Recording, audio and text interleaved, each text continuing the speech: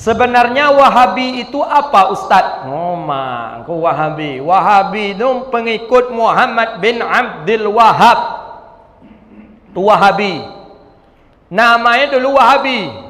Wahabi ni nama pendirinya, muasisnya Muhammad bin Abdul Wahab. Dia kakak beradik. Nama kakaknya namanya Sulaiman bin Abdul Wahab. Yang dia ni namanya Muhammad. Jadi Muhammad satu, Sulaiman satu. Ayahnya namanya Abdul Wahab.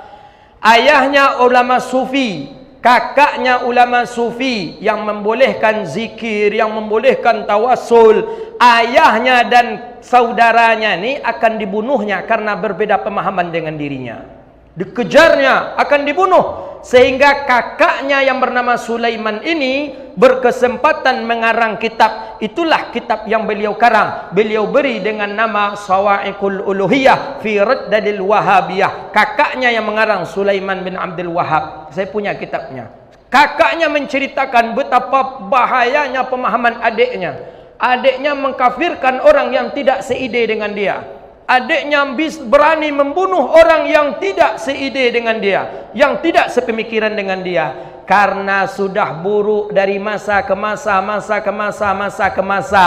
Cerita tentang Wahabi ini berdarah kasusnya dahulu kala, maka hari ini ditukarlah nama itu, dipoleslah dengan Salafi. Sebenarnya itu jualnya, seboleh dua boleh, tak jauh beda. Salafi diangkat pula lah seorang ulama jadi tokoh yang diagungkan di Salafi. Itulah beliau bernama Syekh Nasiruddin Albani. Oh, Salafi mengikut kepada salafun salih. Orang-orang awam yang tak tahu, oh ni yang benar ni salafun salih, padahal di dalamnya adalah aliran dan pemahaman Wahabi. Panjang cerita tentang Wahabi kau.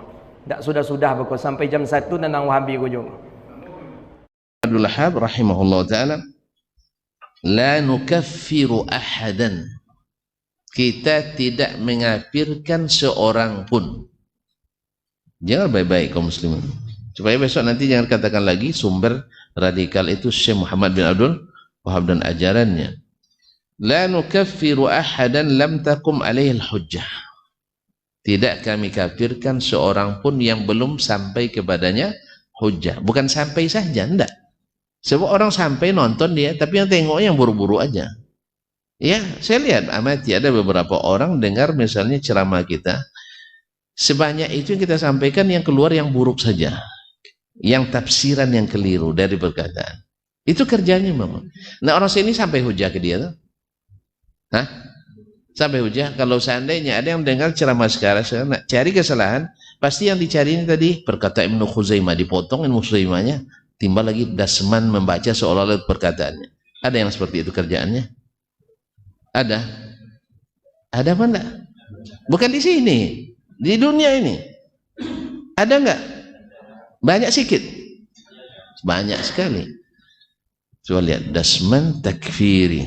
Lalu dinukil, Ibnu Khuzaimah dihilangkan, Al-Hakim dihilangkan, dan semuanya perkataan dasman. Jelas ya? Antum jangan potong dah.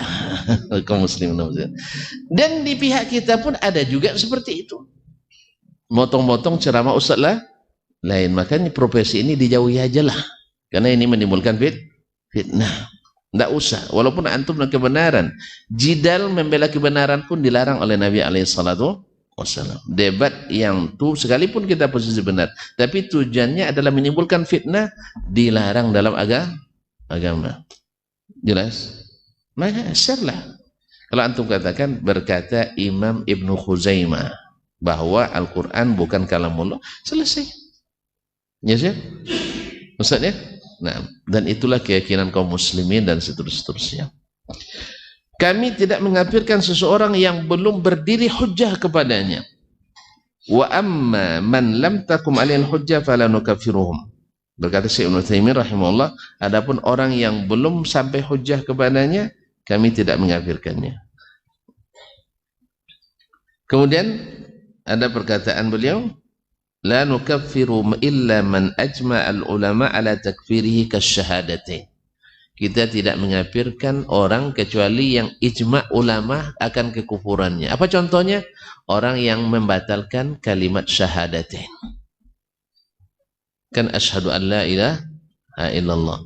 Lalu dia membatalkan kalimat ini dengan berbuat syirik. Kata kita, maka orang ini kufur, atau dia menjadi mengumumkan murtad dari Islam, atau mengingkari Nabi alaihissalatu wassalam, dan seterusnya.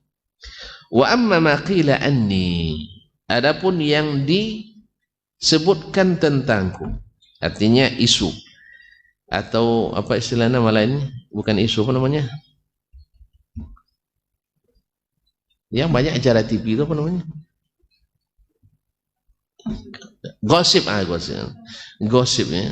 Memang di Indonesia ini raja gosip memang. Acara yang paling tinggi ratingnya gosip. Iya kan? Majelis yang paling banyak ghibah memang. Memang mustahil. Sehingga ada yang anekdot teman kita dulu juga, orang Indonesia juga. Andainya ada perlombaan gosip, insya Allah orang Indonesia juara. Ya, juara 1 nam. La afwan, wa amma ma qila anni, kata Syekh Muhammad bin Wahab, adapun yang dikatakan tentangku, anni ukafirun muslimin, bahwa saya mengafirkan orang-orang Islam bil umum, secara general, membabi buta, kan itu katanya, sembarangan. Wa ghairuhu adhaf, dan fitnah-fitnah lain lagi berlipat-lipat ganda banyaknya selain fitnah ini. Wa adhaf, berlipat lagi. Fahaza min kadhibil a'da, ini adalah kedustaan para orang musuh-musuh dakwah, dustanya para musuh-musuh dakwah.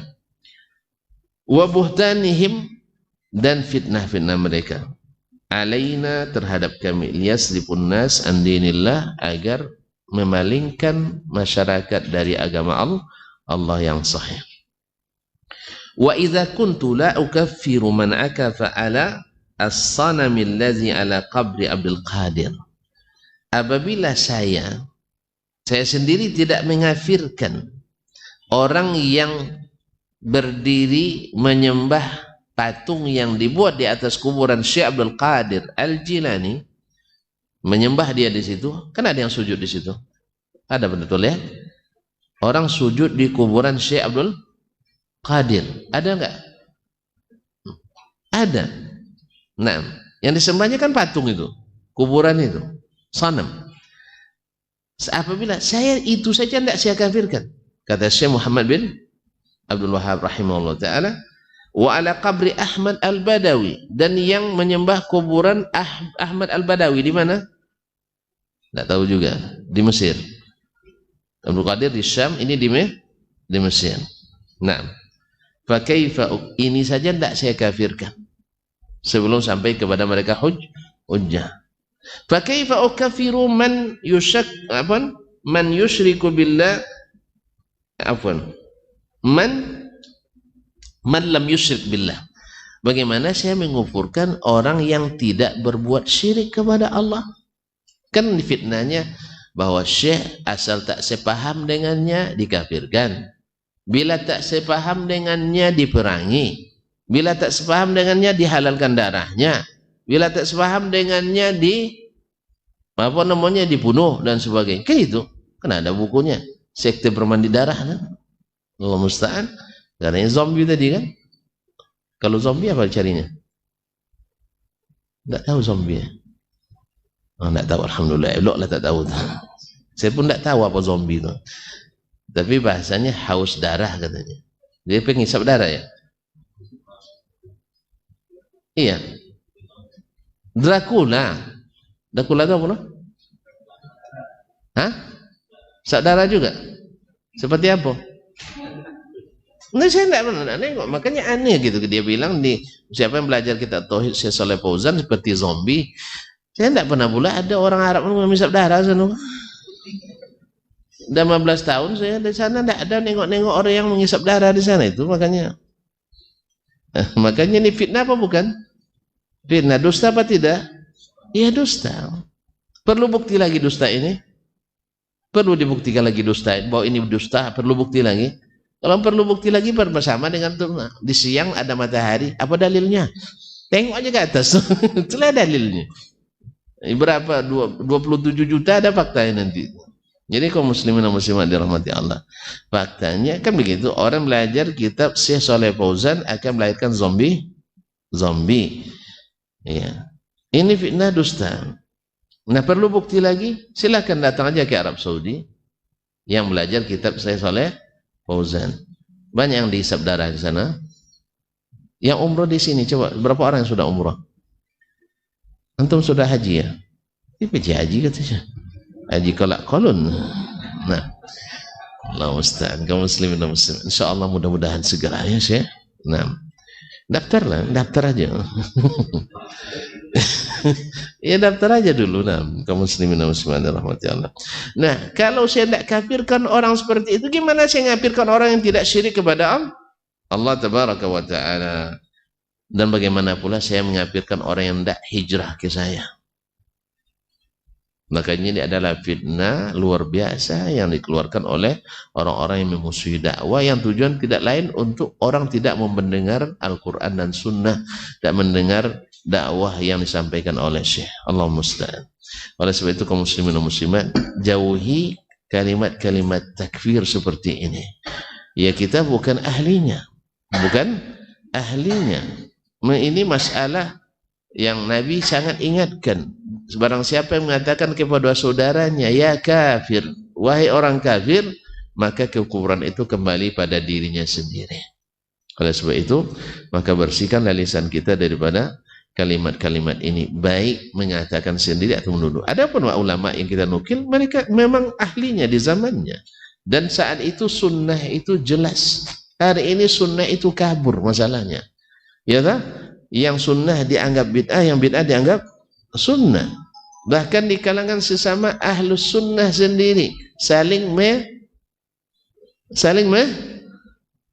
ya begitu. Di antara sesama orang ngaji sendiri saling mengatakan antum sesat, sayang. Nah, ini seolah-olah sampai ditafsirkan orang nanti dia saja punya surga katanya. Salah kita sendiri. Kenapa mengatakan orang masuk neraka? Tambah lagi dengan salam tak dijawab. Ya, kalau lihat tak ke masjid, datang tak mengucapkan salam. Kemudian pas belanja ditengoknya, oh ini tak sama ngaji masjidnya. Satu masjid Ubay, satu masjid Muaz misalnya kan. Nah, kaji sama kitab tauhid juga kan. Tak siapa. Dah masuk kedainya nak beli air kelapa tak jadi beli. Apa pasal? Tak semazhab. Hanya beli sama orang Cina. Ini masalah besar kita, betul ini. Karena kita sudah mengatakan asal sudah manhaj sahih tak boleh salah sama sekali. Kan begitu ya? Tak boleh duduk sama sekali kecuali dengan dia terus. Lebih cemburu daripada istri ke istri kedua. Ya. Allah musta'an. Ini kekeliruan yang na'udzubillah. Duduk itu tidak sama. Ada duduk untuk dakwah, ada duduk untuk belajar, ada duduk untuk berdagang dan sebagainya. Jadi asal duduk tidak boleh. Harus keluar dari. Antum duduk dengan dia keluar dari manhaj. Ini kan kekeliruan yang, tapi begitulah proses, memang proses. Ya Ustaz ya. Karena saking khawatirnya tersesat jalan. Saking ketakutan berlebihan tidak boleh no. Tapi lengah juga tidak boleh, tapi santai saja, hati-hati perlu, tapi jangan sampai jatuh gara-gara sampai gemetar pula jatuh kita jadinya. Ya sih, sama dengan orang bawa mobil kalau ketakutan bisa dia pasti dia gugup. Oleh sebab itu jangan berhati-hati membuat kita berlebihan. Allah